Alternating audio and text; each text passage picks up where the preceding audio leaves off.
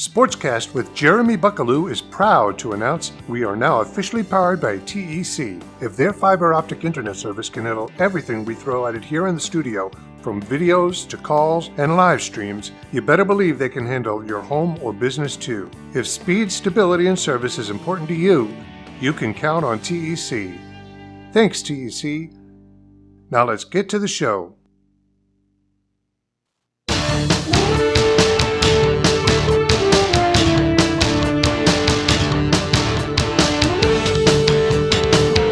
Hey, happy Sunday to everybody, and welcome to another episode of SportsCast with Jeremy Buckelew. I am your host, Jeremy Buckelew. Good to have you with us this week.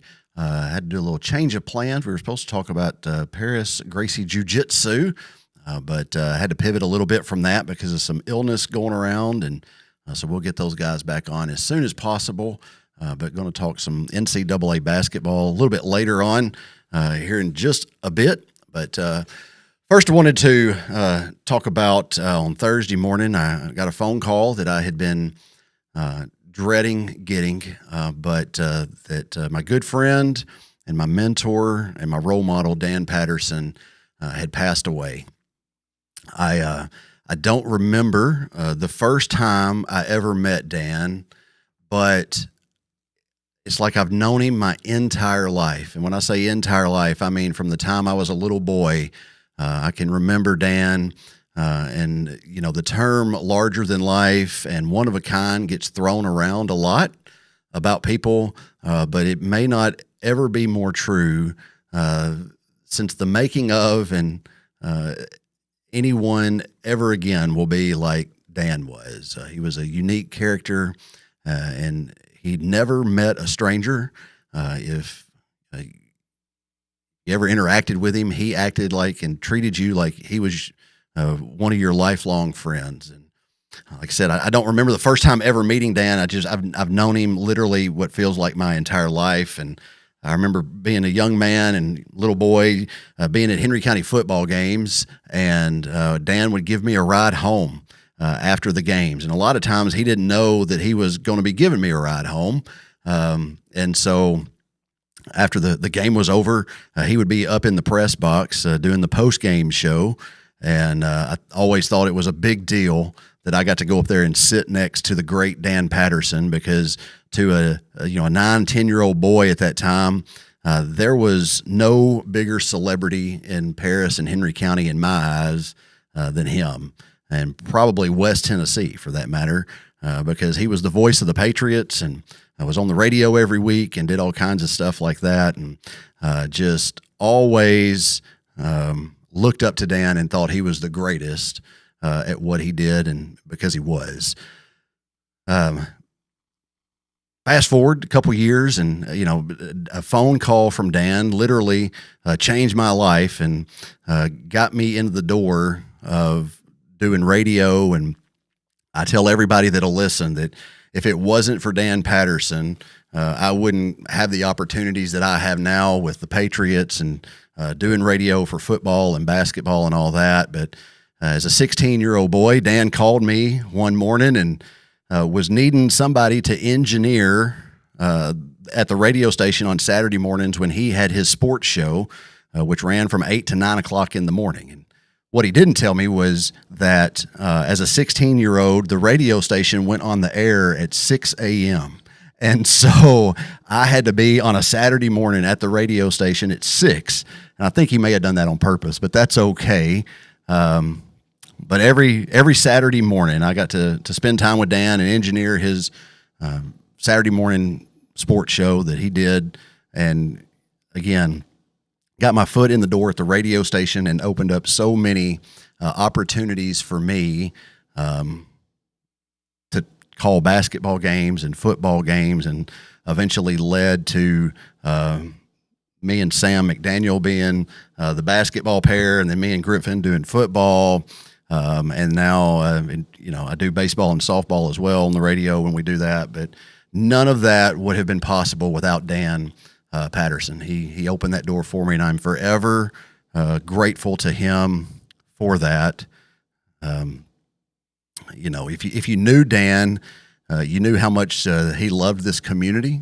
how much he loved the people in this community. Nothing says that more so than the fact that we would broadcast an 8 and 9 year old Little League baseball game.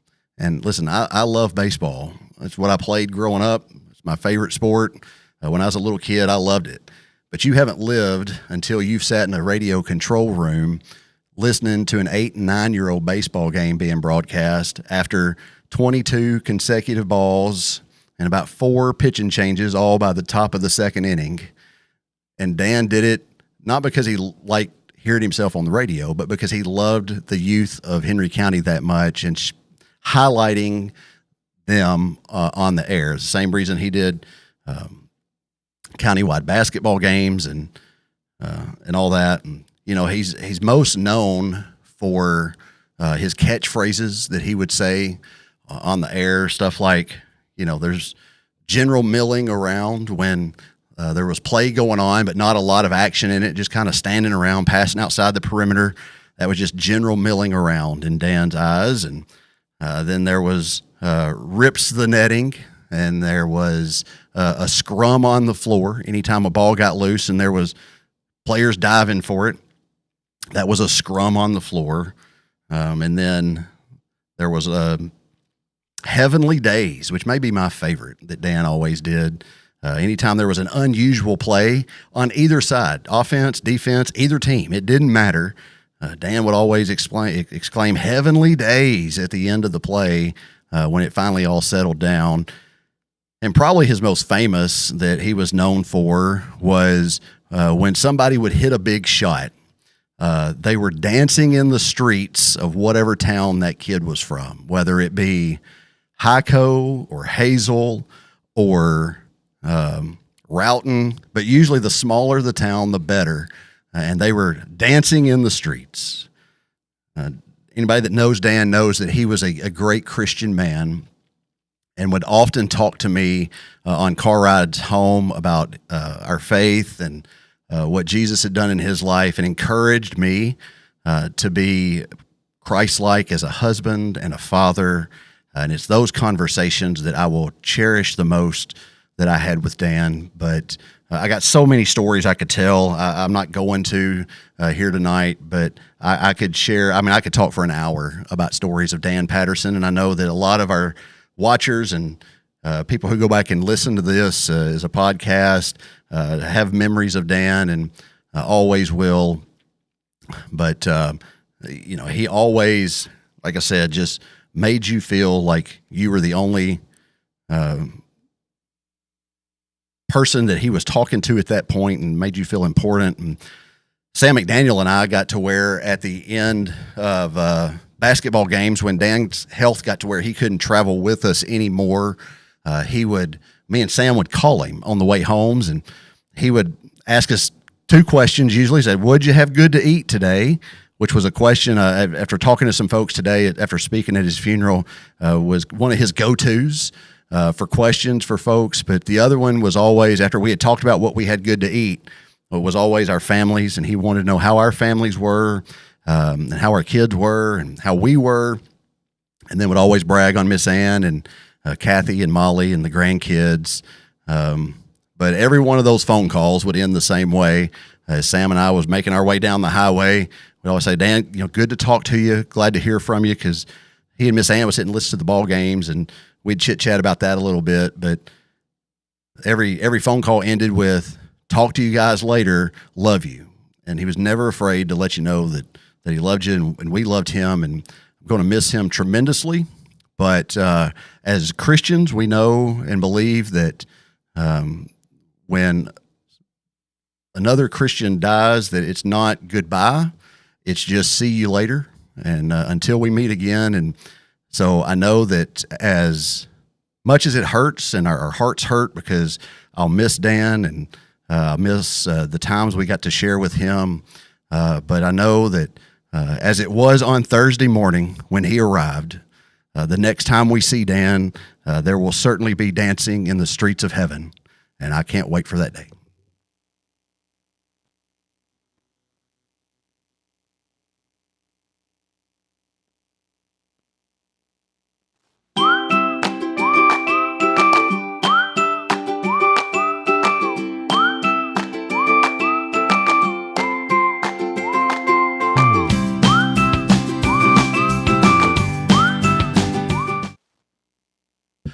Be sure to join us in 2 weeks, 3 weeks. When is April 12th? That's 3 weeks. 3 weeks from tonight, right? Because we're off next week because I'll be in Gatlinburg for a soccer tournament. And then the next week is Easter. And so we're not going to do a show on Easter so folks can spend some time with their family and celebrate Easter. And so 3 weeks from tonight actually is the 1 year anniversary of SportsCast with Jeremy. But who knew that it would last a year? If I got as many phone calls about my show as I got about our radio broadcast, it'd have been done a long time ago. I can tell you that. But yeah, 1 year of SportsCast, and so Coach Height's going to be on, Coach Poole's going to come on. I think Will Jelks is going to join us, and we may just have folks stopping by all night long, which would be great for me. And well, I mean, not great for me. You know what I'm saying? I would love to have folks stopping by on it. That's what I mean to say. Now, it's going to be great for me to have everybody come in and tell me how awesome the show is, because that ain't it.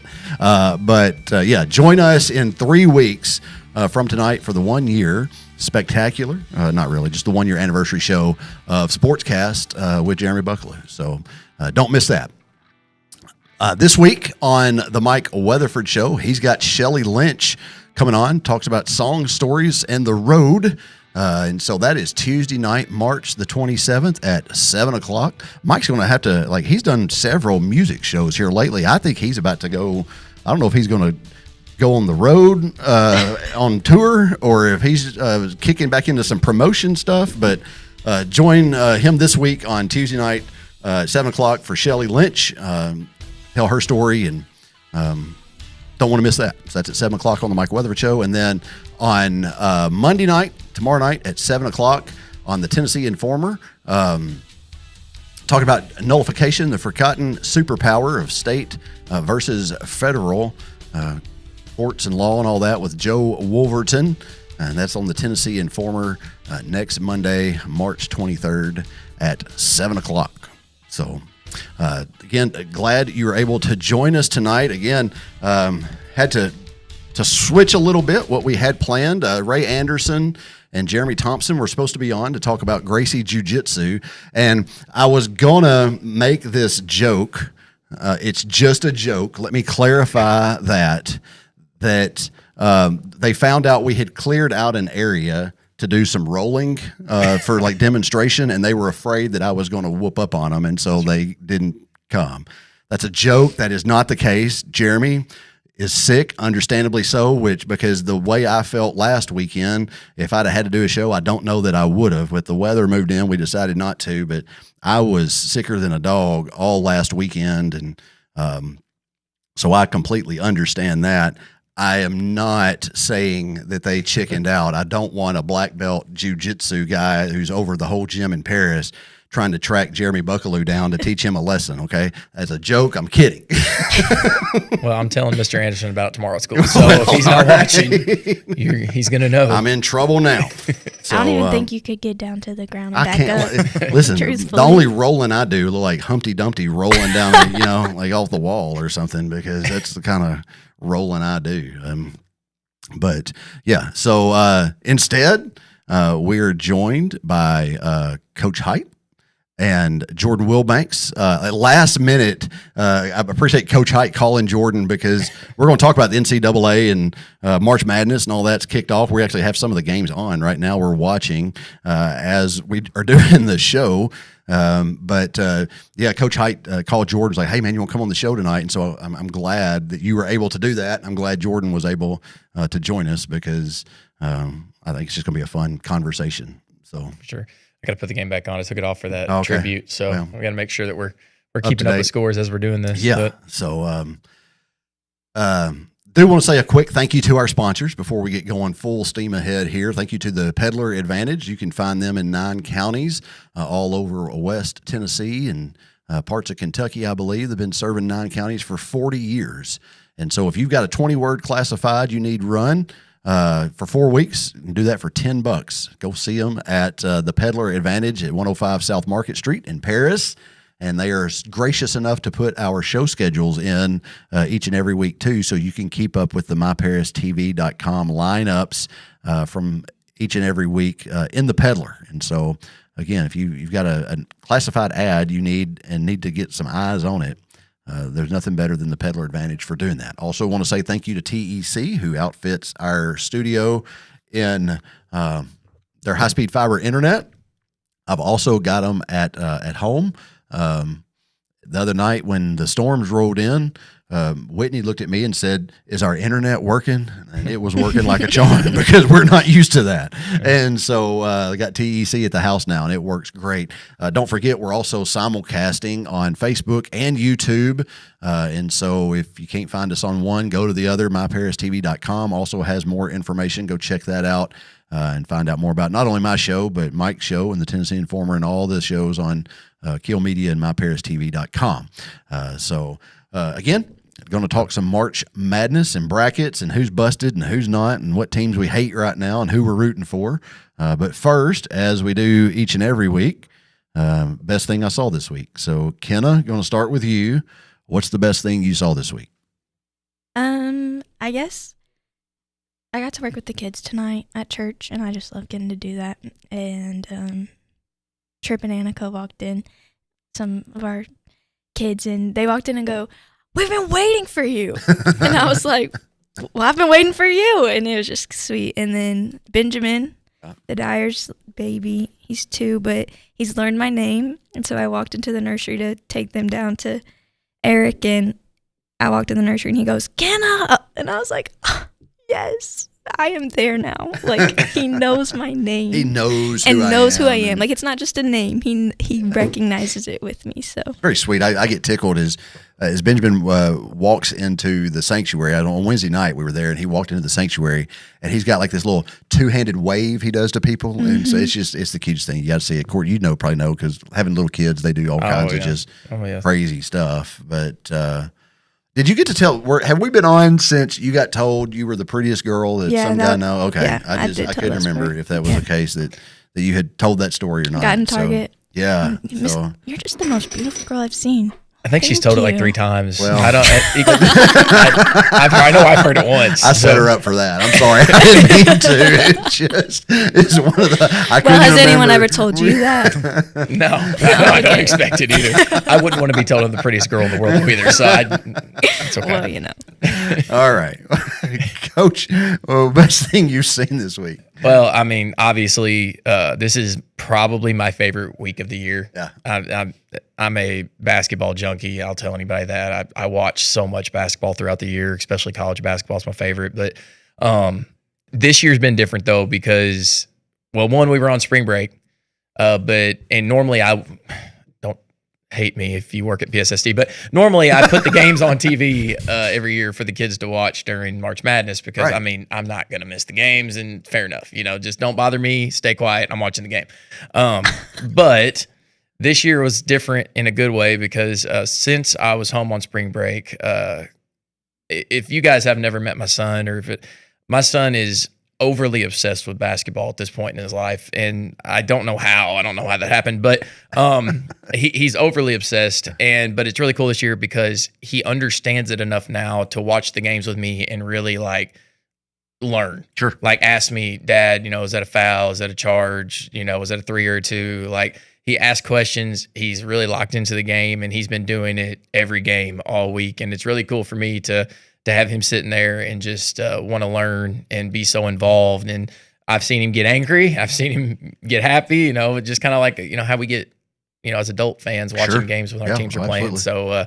So it's been really cool to watch. And I'm just, I'm in a spot now with him at that stage where I'm starting to really see and appreciate what he's, how he's developing, sure. And starting to understand. So it's been a really cool thing as a dad as well as a basketball fan.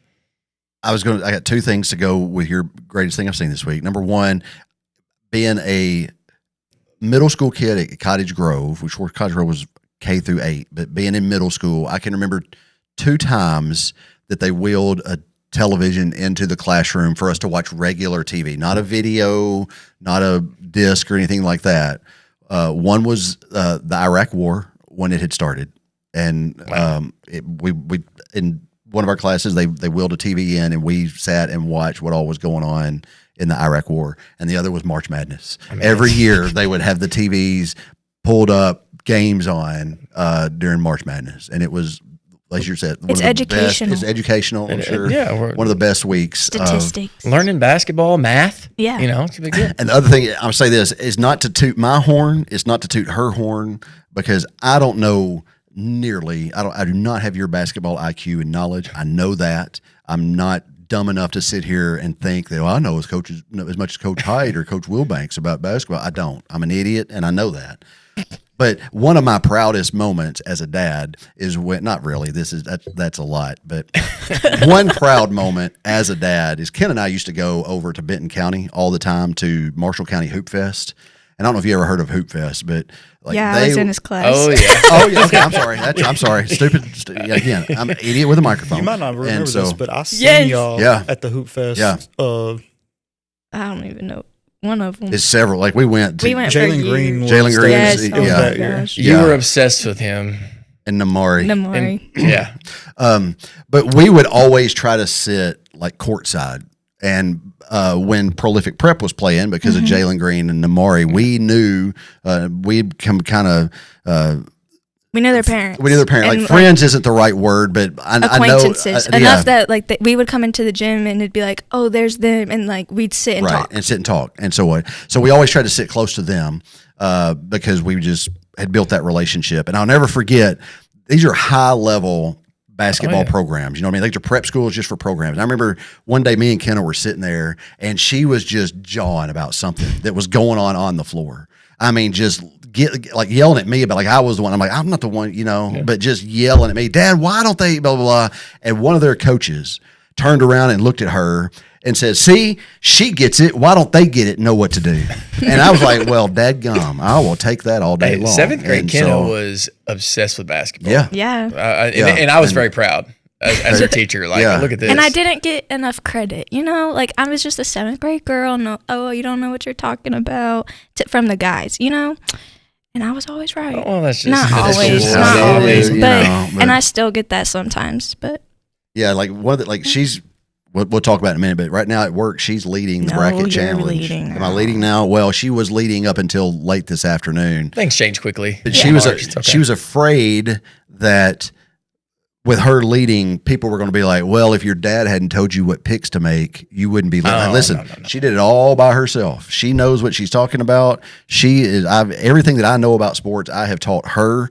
And so if she has an idea, a thought, or whatever, that's not coming from dad. She knows enough to carry it herself. Kenna's way too independent for me to believe that she made those picks. So anyway, fun times. Jordan, best thing you saw this week? So yesterday, me and my son Zach spent all day in Murfreesboro watching the state championship games. Yep. Okay. And there was two local teams there, Humboldt and Westview was there, and just seeing the turnout from their fans and how they packed the gym, especially little bitty Humboldt. I'm pretty sure all of Humboldt was there. Yeah. And it was just fun watching them, and then watching Bartlett, who is a top 10 team in the nation this year. And I mean, I think they have 7 or 8 D1 players. Yep. It's ridiculous. And it was just fun. Zach was into it. This is a name. I think y'all will remember. Kenna wasn't even born. Eric Dampier. Yep. Yeah. His son is a sophomore and the #1 player in the nation. And next thing, we were just sitting there, and 2 7-footers walk in, and we're like, "Who is that?" And Zach was like, "Pretty sure that's Eric Dampier Jr." And I looked, and I was like, "That's definitely his dad." Yeah, I recognize him now from all the basketball cards and stuff. But it was pretty cool because they probably were 5 feet from us, and just watching the high level talent there at that tournament, and watching the communities come together and just kind of show out and cheer on their teams and stuff like that. Real fun. Yeah, I watched all of those basketball games yesterday. I would flip back and forth, and when they were at halftime or whatever, I would watch the tournament. But I watched every single one of those games. Westview came up a little short. Humboldt came up a little short. Unfortunately, Bartlett won. I thought they were going to win by 30 at first, but they are so amazing to watch. The way that TSSAA does it, I think they just throw the names in a hat and pick it out. Yeah. So nothing against Walker Valley, but they were probably the 5th best team in the tournament. So Westview should have been playing Bearden in the championship game instead of in the semifinal when they ended up. Yeah, with you being there, I'm assuming one ticket gets you into all of those games. Yes. And so I think that's And awesome. then we get in for free because we got Nice. a TACA card. Yeah. So that was nice. And then it's not. I mean, I think it was like if you go through GoFans, it was like $15, so it wasn't bad. Not bad at all, because that's some high level basketball. Yes. Every one of those state championship games is worth going to see. I remember I thought like, man, next year I ought to like try to get like a press pass to go. And I mean, I think I probably probably could. I probably I'm could, pretty not sure because of you the could. show, but because of the radio Yeah. station. I'm pretty sure I you mean, could. not through calling the game, but just for being press. Could probably get a press pass. And I thought, man, I need to do that. I mean, there because- was kids out there with cameras that had Yeah. on press passes, and I'm pretty sure they just probably have an Instagram page or Yeah. something like that. But the team that Westview went against, I don't like that they're in public Chattanooga school. Brad. I was gonna because ask, they are. The reason that they're not considered a private school is because it's open enrollment. Like you don't have to pay to go there. Okay. So- I was wondering when I saw Chattanooga Prep, I was like, you don't, especially in Chattanooga, Hamilton Heights and those kind of schools. When you saw the level of athleticism that they had, to me, it was like, okay, these kids have got to be. It may not be handpicked, but there's got to be some talk going on among them. Like, hey, let's all go to this school, or let's. Right. I mean, there had to be something going on. Those seniors have been together for 4 years. They started 4 years ago, and I mean they're only an athletic school. They don't have anything, but it's only athletes there. It's like those teams we used to go Yeah. watch Yeah. at Hoop Fest. Yeah, it's boys Yeah. only, and you only go there if you're going to play sports. Right. So, and I mean, yeah, it's free tuition, but they still have to pick you to come. So Right. they should still be private school. I thought the same. Westview played hard. I thought for a little bit they were going to pull it out if it wasn't because they were up. Was it the Westview game? They were up going into the fourth, and then Chattanooga Prep No. scored. No, which That was Humboldt. Humboldt. Okay. Humboldt was tied at half. I think that they had a lead maybe at one point. They ended up losing by 12 or 10. But for the most part, all of those games were, if not competitive, fun to watch. At least, like I said, Bartlett was just amazing to watch all them. They, that poor, as you said, Walker Valley, I think it said their center was 6 foot or something like that. And of course, Bartlett has 6'8", 6'7". I think they only had like one player under 6 foot. Yeah. So just unbelievable. Kind of the mecca of basketball for West Tennessee now, I think is. Well, not to mention Bartlett's main feeder middle school is Elmore Park. Yeah. And they've not lost a game in 5 years. They were all at the game last night. That's pretty good. They're Memphis with the whole like changing school things and where you can like best school or whatever that thing is. Elmore Park picks up kids like crazy. Yeah. It's unbelievable. They look like a dang JV high school basketball team. I mean, they've had at least 3 kids that can dunk the last 5 years. 8th grade. Like And, vertically, not like run down the floor, barely put it down, Just like get a jump straight rebound. up and throw. Yeah. So, I mean, yeah, their closest game every year is like 25 points. Nice. And yeah, I hear about them all the time because of Bellevue, but they're unbelievable. And they're like 190-0 in the last 6 years or 5 years, something like that, 160-0. I can't remember. But I don't want to start any rumors or anything, but me and Zach were wondering because Eric Dampier Jr. was there to watch. He plays travel ball with one of the Bartlett players, so that's why he was there to watch. They're from Mississippi. And we were wondering, since it's so close to Memphis, if he might go to Bartlett next year. And I'm like, that's not even fair. They're only losing like 2 or 3 seniors, and then you're going to bring in the number 1 player in the nation.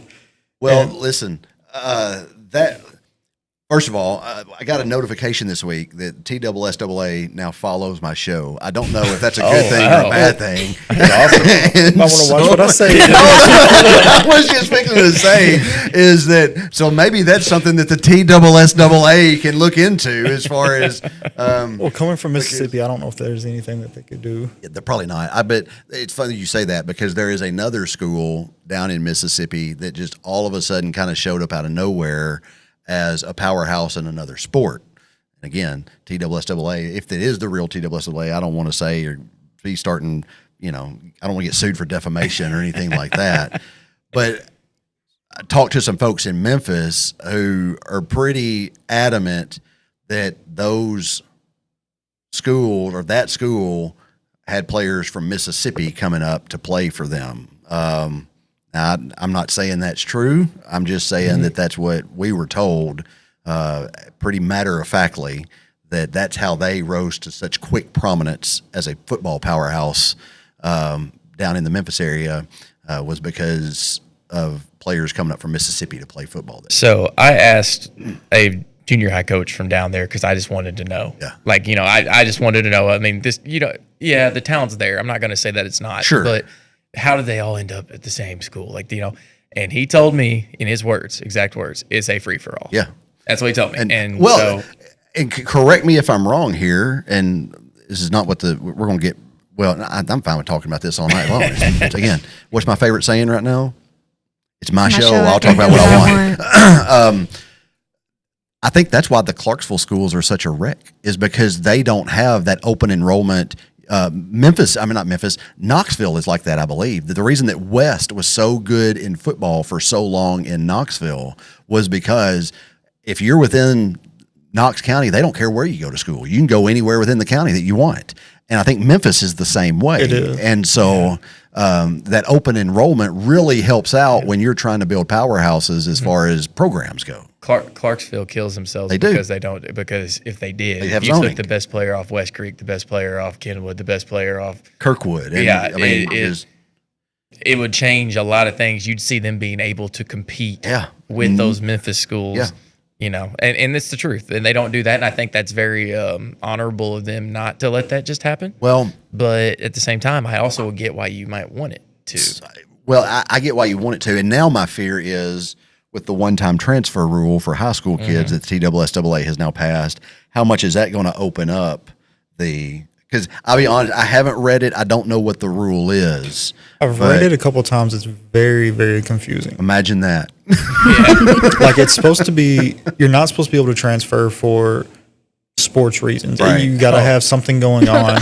But I mean, you could just make up whatever you want to bullied make. at school. And then they sent us an You laugh email. at that, but I know. I've heard it. That's what I'm saying. I know. They sent us an email not that long ago about how many they have accepted transfers that they have accepted compared to how many they've denied. Yeah. And they've accepted way more than they usually do. Sure. And they've only denied, I think they had denied less than 100, and they had accepted like 500 and something. Wow. Well, TSSAA, if you're watching, feel free to call in, come on anytime you want and defend what's going on in Tennessee high school sports right now. But yeah, it's just, I just don't want it to become a free for all to where you already have these programs that kind of the rich get richer, and it, like especially with us being like the only 5A school around, it really makes it hard for us to compete anyway.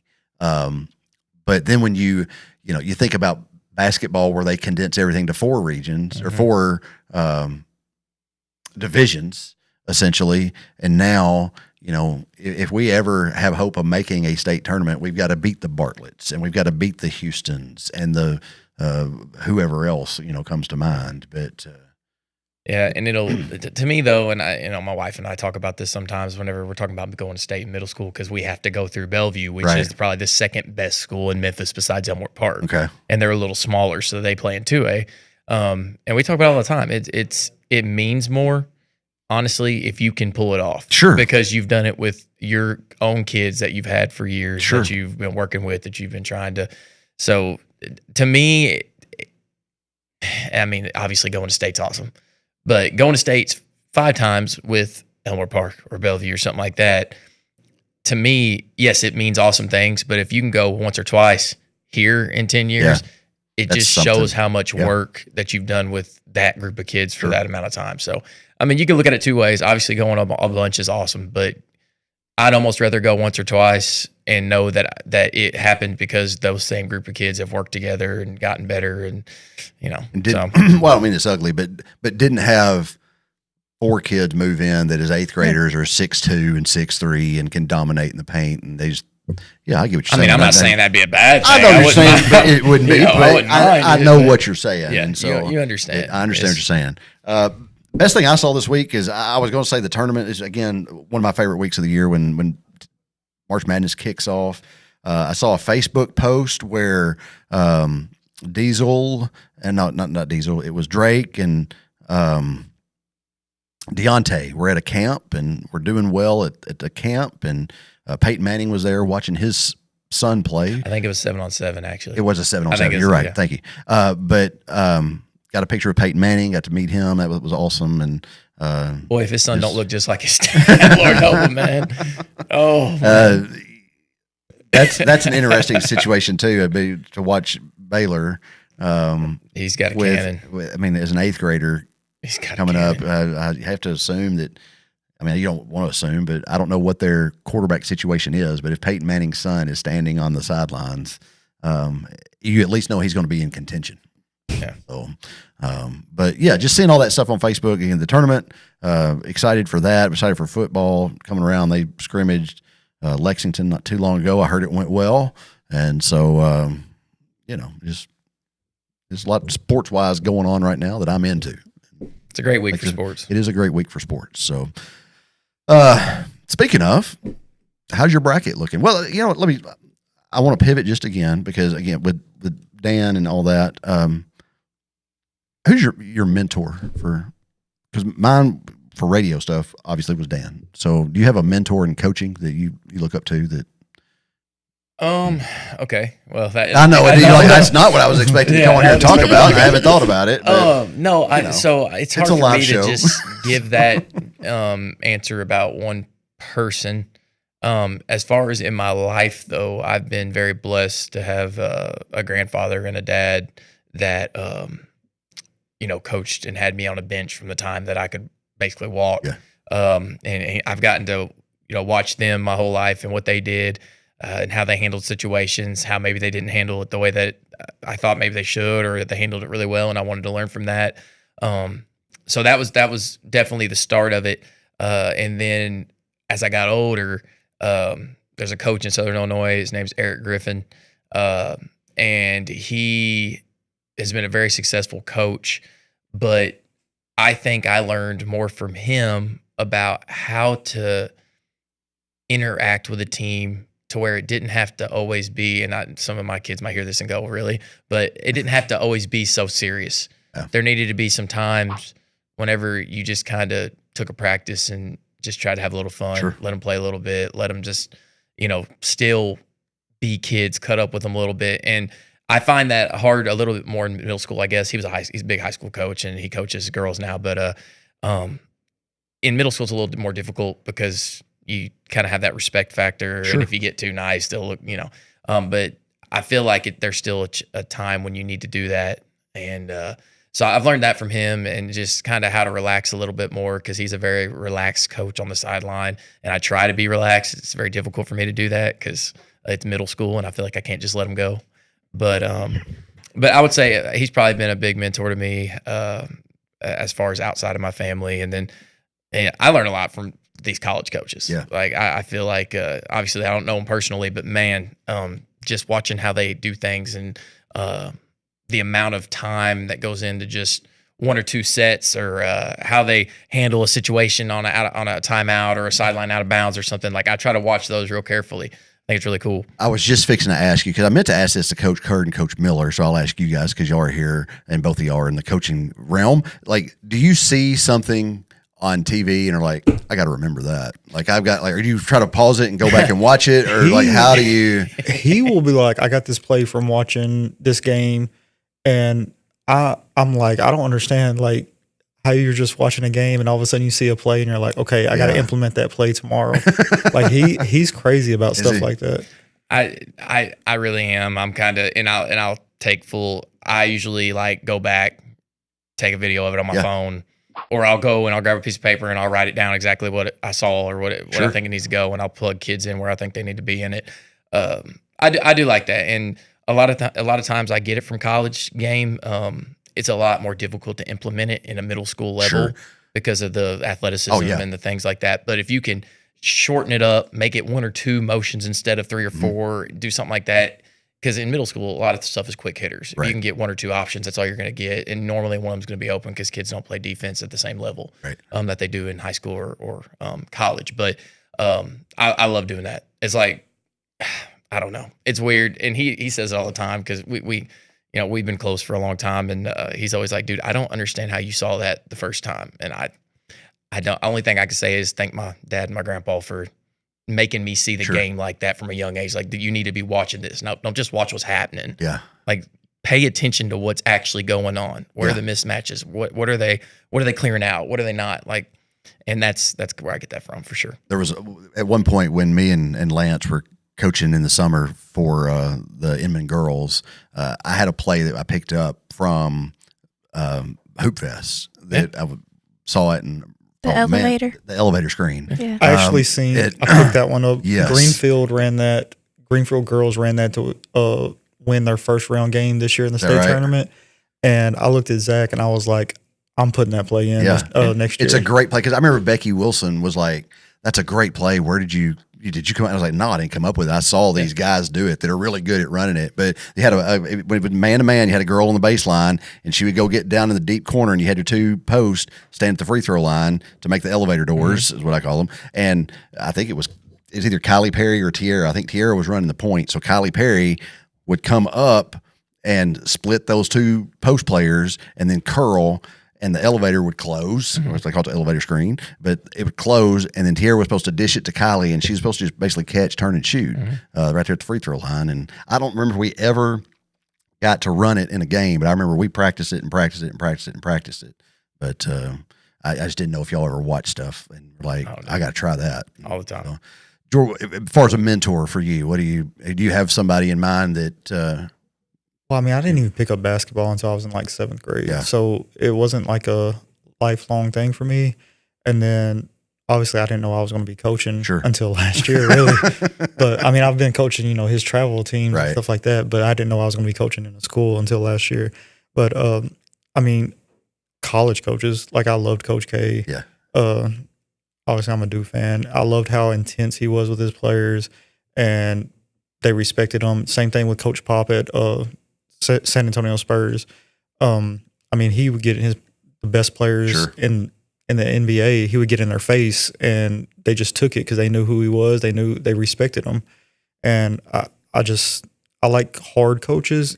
Which is, I'm a little nervous about Tennessee girls right now because she's trying to be a hard coach, and it's like they're not taking to it, and it ruined their season. Yes, for the most part, ruined their season because she changed the way she was doing things to placate a bunch of 20-year-olds who got their feelings hurt too many times. But then today I see this video of the Maryland girls coach get in that girl's face. And after the game was over and they interviewed her, she was like, I told her to coach me like that. Yeah. I mean, kids are different now. They're different. And, and even as a parent, there's a fine line.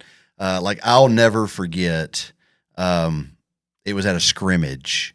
It was a football game. And Cade ran down and did everything he was supposed to do. And he was the only one. Bad snap went over Marcel Reed's head for NBA and went 10, 15 yards down the field. Well, Cade, in his linebacker position, goes and breaks down, but it's Marcel Reed. You know what I mean? And so he had no help, and Reed got past him, and they still were able to make a tackle for a loss. But one of the coaches came off the sideline after that play, just in his face, like I think grabbed his face mask, and I was like, the dad in me was like, you better not ever do that to my kid again in front of all these people. But then the coach in me was like, if Cade wants to be coached that hard, then who am I to say, you leave my boy alone? You know what I mean? And so, why did you just turn South Georgia? I don't know. You know what I'm saying. I know what you're saying, but I don't know why you just turned into a different person for 5 seconds. That's just how I do sometimes. But but I saw that same video of that girl just in her face, and I thought, that's not going to go well these days because she took it. Yeah, and so I mean, it's. I think that it's also different in college because if you send your kid somewhere to play for somebody, that they're their kid, right? Like that's how you have to handle it. Sure. Like you sent them to a top school, a top program to get the best out of them, right? And if that's how they do it, or if that's how your child is going to have to, who are you to go tell that coach, hey, maybe you shouldn't do that? Because you let them go there, right? You had the visits, you had the scale, and it's a little different. You don't really get to choose who your kid plays for in high school a lot of times. Sure. That's true. But my devil's advocate argument to that is I think a lot of times, and I'm not saying this is personal knowledge or whatever, but a lot of times a college will tell you whatever they have to tell you to get you there, and then it's completely different when you walk in the door. But if you're going there, you should have been watching those games. I agree. Anyways. Well, is it different now with NIL? No. Do you think it's still okay? Do you think it's different? Let me backtrack because I get where you're coming from. Do you think it's different for basketball since there's only 10 It kids? probably is. You see what I'm saying? Yeah. Like football, okay, I can understand. Like they Yeah. need, that makes sense. Sure. But I feel like for basketball, I think you get 9 scholarships, 8 scholarships. That's a little different. It is a little different. Than 85 or whatever they got. Yeah. for So I football. get what you're saying though. That makes sense too. But yeah, I think it may be a little different with that. Speaking of basketball, how's your brackets looking? I tell you, mine. Not good. Tennessee winning didn't help mine. Seriously. I'm sorry. Hey, by the way, if you're watching this and not for whatever reason also watching the tournament, we're talking about the tournament, and so don't be upset. Like, I didn't know Tennessee had won until he said it. Turn it off. I wasn't That's all saying that. I was saying I know I'm you're upset not. of that I know you're Tennessee not. loss. No, but what I'm saying is I can completely see people. They spoiled it for me talking about it on the. Well, this show we're going to spend the rest of the time talking about the tournament. We got the games on live. I got it on my iPad right here in front of me. Coach Height has it on, and so we're going to discuss it in real time as we go along. How's your brackets looking? So my bracket is right now. So I have different levels of what I grade my bracket on. My bracket, I grade on how many teams do I still have alive that I had to make it to the Elite Eight, to the Final Four, to the championship game. Like that's how I grade my brackets. So as far as that goes, right now I'm looking really good. Now, I've missed a bunch of these little, I say little games. They're all big games, but these games that are round of 32 games, round of 64 games. I did not have Tennessee winning. I'll go ahead and tell you that. Mostly because their offense has been so up and down all year. You have them beat good teams and then not hit a shot for 8 minutes. I thought the same thing to the point that I had Tennessee losing in the first round to Miami, Ohio. Well, when you watched them shoot the other night, that's what. Like I watched that Tuesday night Miami, Ohio, whoever they played in the play-in game, and I thought, there's no way that this team is going to beat Tennessee. And so I went into my bracket and I changed it. But originally, because listen, I don't love Tennessee. I love Rick Barnes. I think he's a great person. He's a good coach, and I want him to do well. And I hate that he hasn't made a Final Four. And that's all people want to talk about with Rick Barnes is, he's a failure because he's never made a Final Four. And so I don't want Tennessee to make it to the Final Four. But I like Rick Barnes and I want him to do well. But they've been so inconsistent this year that I couldn't pick them. It's not this year, though. I know. It's inconsistency offensively every year because if they hit threes, they win. If they don't hit threes, they lose. And that's it. That's all there is to it. And I think that anybody that's a basketball fan out there could understand. And that goes for a lot of teams. But with Tennessee especially because they don't really have, besides a Mint, somebody that's going to get a bucket in the mid-range game. It's Gillespie's a 3-point guy for the most part. The kid, I can't think of not a Mint. Who's the other kid they have that hit 5 threes tonight? That they were like, hey, look at this kid. I can't think of his name right now, but starts with a B, I think. Yeah, I know. I can't think of his name right now, but he hit 5 threes tonight. And you look at it and you go, okay, if they're shooting like that, they can beat anybody, and they can because their defense is always going to be there. But like we talk about, inconsistency on the offensive side of the ball is going to keep them from getting to the Final Four, in my opinion. Well, I needed them to lose to Virginia tonight, and they did not. And so Tennessee lives on. My bracket has one more red strike through on it now, which is okay. I picked BYU to make it to like the Elite Eight. And so, I was in trouble from the first night out because. Can I ask why you did that? There's always, it's one of those teams that I always kind of pick a 6 or 7 seed. Like there's usually a 12 seed. Didn't you cramp the last time you were here, Coach Height? Like we got to get you some pickles. Some pickles, use some mustards, a banana, or something. Just every time he comes. Every time he comes on the podcast, we'll have some mustard packets from. I'm gonna have to in 3 weeks. Lord. Remind me to bring some mustard packets in 3 weeks for when he cramps up because I think it's not the first time. It's not. That's definitely not. I cramped in here before. But I don't know why I picked BYU. It was just one of those just gut feelings, I think BYU's going to make a run, and then sure enough, they got beat first night. Well, they lost their second leading scorer. Yeah, I know. Not long ago. It just, it's one of those deals. He's just an idiot. I'm an idiot with a microphone. And so, Those words just did not like come out of my mouth. I didn't do any research on High Point, and so did you pick High Point to win? In one of my brackets, I did. Okay. Now they made it last year. Yeah. And they looked good last Yeah. year.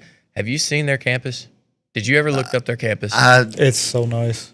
I have seen pictures of it before because isn't it like a private Christian university? I think yes. yeah. But their campus looks like what would you compare it to? Like a futuristic. Yeah. Like I can't even the Jetsons. I don't know. Like Yeah. it's crazy. Their gymnasium is beautiful. Right. And so obviously there's a draw, and they went 30-4 this year. Yeah. They don't play in a great conference, but their coach though, the speech he gave the other night, I think I would have. I mean, he wouldn't want me if I would have said, "Hey, I'll play for you." But man, that speech was amazing, and and they played a really good game against Arkansas. Was it no? Yeah, was Arkansas last night. Yeah, They had a and really good game. Had Yeah. me nervous for a long time. I thought that they were going to Yeah. pull it out, and And it would not have surprised me well, at all. Me either. It wasn't until like the last 2 minutes of the ball game that Arkansas put some space between them. But yeah, I have a question. Can I ask a question? Yeah. I know this is your show. Yeah. for it. So when y'all are filling out brackets, what is your like defining? This is why I'm picking this. Is it like Kenna spoke earlier before we got on the air? She said that she looked at free throw percentages, which I think is awesome. Like I've never even thought about that. That's a great way to do it. But if you're like a toss up, is there like a defining reason that you pick a team over another team besides just what they're ranked? I will typically try to go back and look at the teams that they have beaten and try to make an informed decision. Okay, if I've got Duke winning it all, so I don't. But if they were able to beat Duke, then I think they can beat this 9 seed.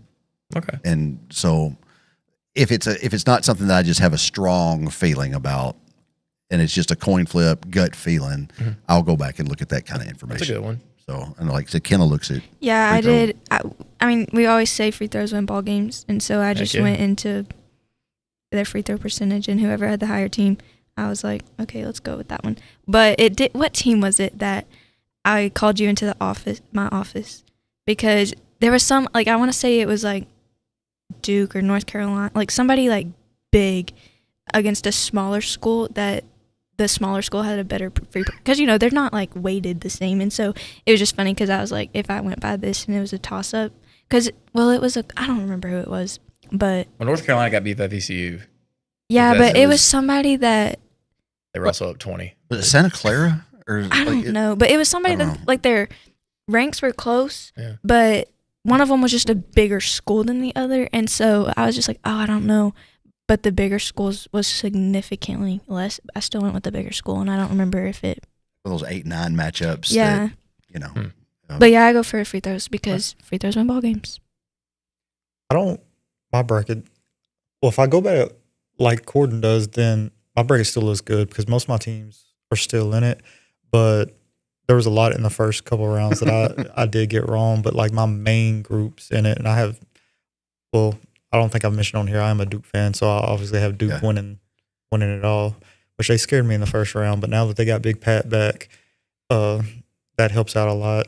They scared me at the beginning of the game. I didn't even get to watch it because I was at the state championships yesterday, so I didn't even get to watch it. It wasn't that scary, man. It made it seem scary because of the score, but it was never like, oh no, like wasn't a big deal. They play Thursday or Friday night. They played They played Thursday Thursday. night, right? Yeah. Because I was sitting there the whole time, and I think I even mentioned to Kenna, maybe it's like, Duke can't lose this game because I'm going to text Coach Height. And I was like, she's like, you better not. Like, he is not in the mood right now. Do you know how many people over the course of the last 2 days have come up to me and said, listen, if they would have lost, I would have never let you hear the end of it for the rest of the year. I wasn't going to say anything about it, but like, I would have fully understood. There was nothing that I could have. I mean, fair enough. I would have been angry too. So, no, that was again the obvious ones. You talk about the obvious teams that should make it. And a lot of people probably picked Florida, and Florida was tied with a minute and something left. they're up 3 with They are 110 3 now. left, Okay. according to this tracker here. So, Florida has not looked. If you go back to the SEC tournament game where they got smoked by Vanderbilt. They've not looked good. I actually I don't have them winning or going out to the Final Four in any of mine. Do not. I don't. And, and that's another thing. Do you look at teams right now where they're hot? Like Arkansas right now, extremely hot. I mean, let's go. Won the SEC tournament, came out and they've got probably one of the best players that's underrated in college basketball. And I just went blank on his name. What's their point guard? Acuff. Yes, Yeah. Acuff. Yeah. Acuff has been unbelievable. And that's another thing I look at in March is who's got the best point guards? Yeah. Like point guards, controlling the game, being big for the team. He has been great all year. I do have Arkansas making it to the Elite Eight in a couple of my brackets. I think that they could do it. Their defense is going to hold them back a little bit, I think. But Acuff is special. Yeah. He is special. That's where I messed. Well, hopefully I didn't mess up, but I have Michigan winning it all because It's not a bad. no, choice. it's not bad, but I just don't feel like they're super hot right now compared to what they're on. I feel like they're on a downhill from mid-season, and so. But number 4, Amari Burnett might pull through for them. Well, I mean, they've got many players that can play. I mean, I know, but it's not. you say they're not hot. They scored 112 points last game. 112. 110. What? They was in the 101. hundreds. Yeah, but I'm just saying they're not like at mid-season. They lost the Big Ten championship to Purdue. They struggled to. Yeah, they're just struggled not. at first. They're not what they Well, no, were. they- Like you're talking about right now, going into the tournament Yeah. as hard as they can be, and they're not. Okay, that's fair enough. So you're saying that they're not like there was a time during the year where Yes. their average win was like 30 plus Right. Yeah. for a while. Okay, Yeah. and you're saying right now you feel like they've cooled off maybe a Yes. little bit. Okay. But Fair I still have hope in my heart for them. Oh no, I think that's a great Because choice. Amari's on I the mean, team. and then you could also argue. So you've got arguments for Arizona Yeah. and Houston. Houston being in the national championship game last year. I think their coach is one of the best coaches, if not the best coach in college basketball. With what who he gets at Houston, and they've not always been considered like this powerhouse. We talk about like when they had the 5 Slamma Jamma back in the 80s, but Clyde Drexler and them, right? yeah. But that's not who they are now, though. Right. But you've got their coach that what's his name? I'm going blank. Samson. Yeah, so you're really good with names, and I'm not. Sampson. So Coach Sampson has really went down there, and you see every year, Final Four, Elite Eight, national championship game last year. When's he going to break through? That's another thing. Those kids want to do it for him. Sure. So that's dangerous as well. Being a Duke fan, which I was at your house last year when we watched Duke go down. Oh yeah, when they lost. Oh man, what a sad night. But I do like the way Houston plays because they play hard all the time. They do. And they were going to play defense, Right. like really good defense, and they like to get out and run. And I like that he's one of those coaches that will get in your face and put you in your place, and they listen to him. And I think their play on the floor shows that who he is. Sure. And I do like them. I just hate that Duke didn't win it last year. Well, he's an old school coach, and you hear that a lot. Right. About different coaches. Like, are you an old school coach? Or are you a players coach? So who's your Final Four? Who do I have? And mine is based purely on emotion. Let me just say that. You know what I mean? Like no logistics to What it. does No. that mean? Well, I mean, like I was picking my bracket and I was like, I'm gonna go with them. Okay. So I have Duke Okay. and Florida, Okay. Purdue, and Michigan. Okay. And then I got Purdue beating Arizona in the Elite Eight. Oh, okay. to make So you it to got the Purdue. Final Okay, Four. beating But Arizona. now, okay. yeah, because I'll be honest, I haven't watched Arizona a lot. I know, like a month ago, Charles Barkley said they might as well just rename the tournament the Arizona Invitational this year. I know they're good. They're number 1 seed, good. obviously. But I don't know. Not that I think Purdue will win. I just been watching that game. I'm hoping Purdue, for whatever reason, beats Arizona, and there's no could happen. rhyme or reason that I'm hoping that. I mean, that's But- definitely that's a doable thing. I think honestly, there's a higher chance that Purdue beats Arizona than Houston not beating Florida. Okay. In my opinion. Yeah. So my Final Four is Duke, Houston, Michigan, and Arizona. Okay. And I hate going with all like 1 seeds. I That's do. all right. But last Houston's year, the 2. I mean, you look Right? at, Houston's So, 2, but yeah. Purdue's 2. Oh wait, you don't have Purdue. no, Sorry. Yeah. I don't think there's any way though that I don't think there's any way that Michigan and Arizona don't make it. Right now, my bigger fear is Duke and Florida not making it. Okay. I mean, and just because we talked about this before we came on, the East region is Brutal. is unbelievable. Like it's A lot of the pundits are really worried about Duke St. John next week. I'm worried about it. I mean, It's not just the pundits. Well, I'm just saying that. I mean, they that's the talk is that St. John's will if have it a was legitimate shot of ending Duke's tournament. if there was And- anybody other coach going against, I never go against Rick Pitino. Yeah. I just don't. And if it wasn't Duke, I wouldn't go against him. But since it's Duke, I'm going to say that Duke will win the game solely now because Gumba's back. Patrick Gumba is the 7-footer. They just got back. He's been hurt. Now that he's back, I think they still have the upper hand because they have him in size. It does worry me though because St. John's faster. They've got the athletic ability to be able to give them problems if the game gets going up and down. So that would be my worry for sure. But I think it's going to be a great game. Yeah. I think it may be the best Sweet 16 game out of all of them. I think it will be too. I had the same Final Four as Gordon. Okay. Duke, Houston, Arizona, and Michigan. I have Duke, Houston, Purdue, Michigan. And so then in the championship, I got Duke and Michigan, and I think Duke will win the championship. Is what I have picked in my bracket. And so does it worry you at all with your bracket so let's say that does happen. Does it worry you that since Duke's already beat Michigan this year, that when they match back up, you think Michigan could? I don't, and it's for the same reasons that Kenna mentioned, is that just from watch, I think Michigan is playing worse right now than they were when Duke beat them earlier this year. And so I think that Duke in a championship game, I don't want them to win because I'm the same as Ken. I love the game before the tournament started. Michigan had 18 turnovers to 4. They still won, which does show how good they are. Yeah, but 18 turnovers. It's fair enough. Which is insanity. That's a bunch. If Duke makes it that far, I find it hard to bet against Duke. I don't care if it's Coach K or not. They're Duke, Has Duke ever lost a national title game? I believe they lost to Arizona in 99. Was that a title game? I was trying to think about that. I think that might have been a title game. Because I do. There's some stat like that. If Duke makes it to a national championship, they win it. Yeah, and it may be maybe they're 5 for 6 or something like that. Well, I think they're going to play Arizona though. Truthfully, that's who I have. Yes. Okay. I like Bryant. Arizona's Bryant, right? There's their point guard. I think his last name's Bryant. Anyway, Arizona. I think Arizona's point guard's last name's Bryant. What just happened? Iowa leads Florida 73-72 with 4 seconds left. They hit a 3. There was 8 seconds left. 4 seconds left. 73-72 Iowa. So, am I going to be right about Florida getting knocked out? It may be. I mean, I'm going to be excited. You're for it. Now, listen, Kentucky had a prayer answered on Friday.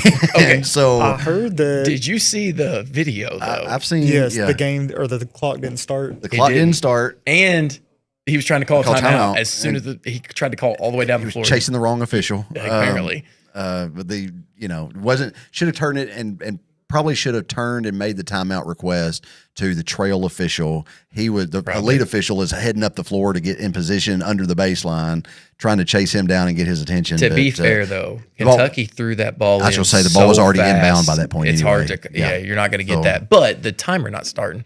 Final score: Iowa 73, Florida 72. Reese's bracket is busted. Let's go. Sorry, Reese. So is mine. Well, I mean, mine is too, but wow. Let's go. Listen, it puts me. I don't have Florida going, so it doesn't bother me near as much. The fact that Iowa beat them though is kind of crazy. But Florida's not play. I'm telling you, they didn't play well. That's They have not played well. I have a chance to win again. But Iowa doing that though was kind of impressive. I mean, Iowa's not done anything special all year. They were decent in the Big Ten. They were 9 seed in the you know what I mean? Yeah. Like, but that's I guess they're the last Cinderella. If a 9 seed is a Cinderella 9 seed, I mean, because you could technically, it sucks depending how far they make it. True, but there's like no if a 9 seed makes it to the Final Four. 11 or 12s or anything like that left now, right? So no, you're right. I mean, I guess if they're the highest seed, you could call it. It's tough to call a Big Ten team I know. Cinderella. I know. Though. Oh, Like, you're you right. know, I don't disagree. like everyone was talking about TCU being a Cinderella if they beat Duke, and I'm like, they're in the Big TCU, 12. right. Like, what are we? I just say Cinderella's based solely on ranking in Oh, the yeah, no, tournament for this year. And So I was watching a video, and again, this is kind of going off of what we talked about a little bit, and it goes back to kind of the NIL thing we were talking about one of the last times I was on. I saw a video about the last, whatever, I guess 2 or 3 years, and they were talking about what effect has NIL had on the tournament and the ability for Cinderellas to happen. Yeah. And over the course of the last 2 years, there's been a significant decrease in teams getting beat that are higher seeds. Yeah. Like as far as like a 13 over a 3 or whatever. Right. It just gets less and less. This is like the second year where a 12 didn't beat a 5 or something like that. Or no, High Point beat it. Maybe it was a 13 and a 3. I think that's what they were comparing. And only one 12 beat a 5, and normally, Sure. So they were talking about that, and he was trying to relate it to is that because of these bigger schools being able to get the better talent and keep them for more than 1 year, Right. because of the money. Like, think about it. If you were decently, maybe could make it in the NBA, what were you doing if you could go to the draft if you weren't getting paid? Sure. You're going to get paid, Right. right? Well, now since Getting payment's paid. happening, Yeah. and then I've had this same conversation with my dad. He was talking about how DeBonza said he might come back to BYU next year if his mom says he should. Yeah. Why Dude, would he not? Well, I mean, okay. Here's the thing, though, and I had this argument with him, so you can tell me how you feel about it. But BYU just signed the number 2 player in the class from this year. Okay. Guess what they're going to have to pay him to get a him? lot of money, I'm sure. And that's a lot of so. money. Are they going to be able to pay DeBonza $10 million again, No. or whatever he was, $7 million? He was like the highest paid player in college basketball. They're not going to be able to do it. Yeah. And they need him to leave. And that's what the conversation I was having. Like some of these dudes that are getting 50% of the NIL money to come there, you need them to leave. Otherwise, you're kind of in trouble on your recruiting class. Well, and yeah, that's a great point as far as, with the money coming in, it's got to be shared somehow. I mean, as far as you can't have 5 guys on a roster that are all saying, I want $7 million to come play for BYU. Exactly. It's not going to happen in basketball. Final thought. I mean, we have gone over actually. And so I've not paid any attention to well, I know, but I don't remember what game it was I was watching, and of course it became an issue with Betty Acco earlier this year. Was that Alabama kid? The Alabama kid Okay. who had a G Leaguer and then came back to school because he had eligibility or whatever. I don't remember what game it was. I just remember that at some point the announcer saying that, like, for the past 4 years, this guy had been playing professional ball in France or somewhere like that, and now was playing for one of the schools in the tournament. And I thought, well, that's interesting because you don't hear anything about him. I think it's Illinois. Maybe it was. Because Illinois got all the dudes from overseas. Yes. And so, thoughts on that? So, okay. I don't know how much attention you pay to, like, college basketball close to home. But Martin did the same thing. Yes, pretty UT much. Martin did the exact same thing, and that's the point I was going to make. Yeah. Do we fault these coaches for going overseas and getting guys because the rules over there are different? You can play professionally at 16 over there. Right. I mean, the dude that plays for the Spurs, 7'4" dude. You know what I'm talking No, about. I was thinking there was a couple years ago. There's a little point guard that was like all the rage overseas, and he was coming to the NBA. But I think at the time, like, he wasn't old enough to come play in the NBA, so they were having basically to wait until he got old enough. Yeah, because you have play, to be 19 if you're an overseas player. And so, like, he was and I can't remember. I think he plays now for somebody. I can't remember who it is. But anyway, that's a little different though, because that's been going on. Like, their rules really haven't ever changed. Like, Luka was playing professionally at 14. Yeah. Like, so that's nothing. There's nothing we can do about that. Truthfully, now people will say that you always hear that overseas are catching up. Like in the Olympics, you hear that every year how they're catching up. Well, one of the reasons that they're able to catch up is because they're able to play professionally at a younger age. Right. But then you got to ask the question here: our talent pool is so much bigger. Mm-hmm. Could a 15-year-old play in a professional level over here? Like, I mean, how many? It's different, in my opinion. Because, I mean, how many 15-year-olds could do that here? I don't know that. I mean, you look at some of the most elite one-and-dones at 15, they wouldn't have been anywhere, like they weren't Kobe, you know, at 18. I guess my question is, if you want to answer that, what you just said, think about how many kids in the last, let's say, 15 years that have come into college as freshmen that could have went to the NBA straight out of high school. Yeah. And if you can count it on one hand, I guess that wouldn't happen here. So can you fault Europe for doing that? Like for letting them do that? And then if they want to go to college, are you going to fault the kid for wanting to go to college? Not. Well, I feel if you're coming from overseas, though, it's different to me because, yes, they're playing professionally over there, but if they took that shot to go to the NBA and then they didn't make it and then they want to go to college, then I wouldn't feel the same way. Sure. But, like, these kids are taking their shot. Like, they're leaving college to go to the NBA. Right. So I feel like you're the one that decided to leave. Like, you need some responsibility because I hate the whole transfer. I hate that you can transfer after 1 year. Or but you should get one chance to transfer, not transfer four times, play for 4 different schools. But, like, you took that shot to go to the NBA and you just weren't good enough. Right. And if you play 4 years in the G League, you shouldn't get to. No, you should not be able to come back to college because you're on the NBA, like, you're lifting weights, you're on their programs that you're doing. So you're going to come back with an advantage. And I just don't think that's fair. I just saw it today when I heard that. Like, he's been playing 4 years overseas professionally in France. And I was like, oh, okay, well, you know. Well, I mean, and you've seen, though, it's been really productive for Illinois this year. It has. It worked well. And UT Martin, they were all the rave at first because they, you know, were doing so well. Well, that kid from Murray State, I mean, he came off the bench this year, but he was their best player. He was from overseas. Was he lefty? Right. Yeah, and he's a little bit older, though. But I have a feeling that one of these major schools are going to give him some money to leave Murray State. Love to see it. I mean, yeah, it's good. It's good for him, and, you know, opportunities there. So, guys, I appreciate it. These are my favorite shows to do. I don't know how the viewers feel, but I love just sitting down talking about whatever we want to talk about. And when I had the thought and idea for this show, that's what it was. And so I love the themed shows and hearing about whatever's going on as well. But these are some of my favorite shows. So thank y'all for coming in. I hope it was enjoyable to listen to us ramble on about whatever came to mind. We're going to do it again in 3 weeks. And so if it wasn't your cup of tea tonight, check back in 4 weeks, see what we got going on. But, thank y'all for joining us tonight. Thank you, Coach Height and Coach Jordan Wilbanks, for stopping in, and especially on such late notice. I appreciate it more than you guys know. And always to Kenna for being here as my co-host. Enjoy it. And I want to say thank you again to our sponsors. Thanks to the Peddler and to TEC. Thank you to Philip Massey at Shelter Insurance and to Nathan Eaton at Eaton Construction and his crew. Future Pond. Extravagant. Yeah.